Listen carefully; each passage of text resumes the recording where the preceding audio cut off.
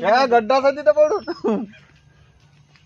Fridge मध्ये कायच्यात गोड होईल तो हे एवढं सांग मला बाप्पा का हा फ्रीज आणि एकदमानं धन हिरा इथं आला बोलला गड्डा ह्याच होईन पडला नाही पल्लीला होय म्हणजे वरती वरतून अभारातून पडलेला गोळा आहे म्हणजे तो पल्लीला होय आम्ही म्हणजे तवा लावून घरात तवा लावून घरात आज म्हणजे पाण्यासोबत पडलेला गोळा आहे तो. आम्ही बाहेर आलो.